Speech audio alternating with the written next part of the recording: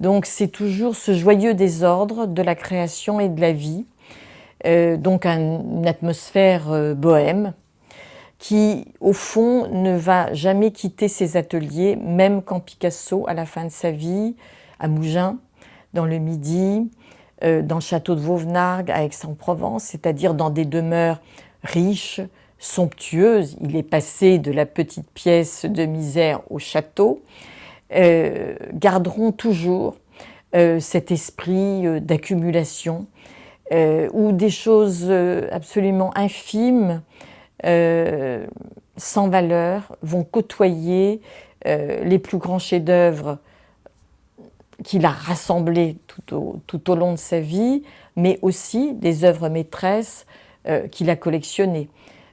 Sur les fameuses photographies des ateliers de la Californie ou du château de Vauvenargues, on voit accroché à la va-vite un tableau de Matisse comme un dessin de ses enfants, par exemple, comme s'il n'y avait pas pour lui de hiérarchie entre les arts, entre les arts populaires, entre les traces de sa propre vie, où finalement tout devient sacré et sacralisé, et la création à l'état pur.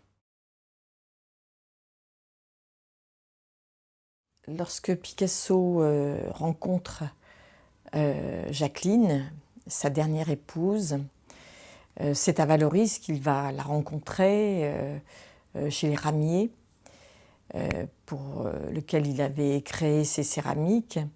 Mais ils vont très vite se trouver une nouvelle demeure à la mesure de cette nouvelle vie.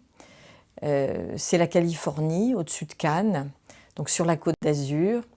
La Côte d'Azur opulente. Picasso avait besoin d'avoir dans ces années-là de très vastes demeures puisqu'il les transformait en ateliers. Donc il y avait l'atelier des sculptures, l'atelier des gravures, l'atelier de céramique, l'atelier de peinture et puis le stockage. Il lui fallait du stockage aussi pour conserver son œuvre, puisqu'il fallait qu'il l'ait sous la main, et puis pour peindre, plusieurs ateliers. Picasso travaillait nuit et jour. On le voit bien à travers notamment les magnifiques photographies que Jacqueline a prises, puisque c'était une très bonne photographe, ça a été un très bon reporter du travail de Picasso dans ces vastes espaces, ces grands salons de la Californie. Picasso plantait ses chevalets, et avec bien sûr la libre circulation des chiens notamment, les oiseaux aussi dans leur cage, enfin tout ce monde très, très vivant, les amis qui passaient sans arrêt. Alors Picasso travaillait le jour, mais travaillait aussi beaucoup la nuit, à la lumière des projecteurs, donc il ne s'arrêtait jamais. Et ces deux grands sujets de la Californie, c'est bien sûr son modèle, Jacqueline, le sujet omniprésent. Mais Jacqueline est très souvent représentée dans l'atelier, précisément, dans les salons de la Californie. On reconnaît très bien la Californie grâce aux grandes baies un peu néo-mauresques.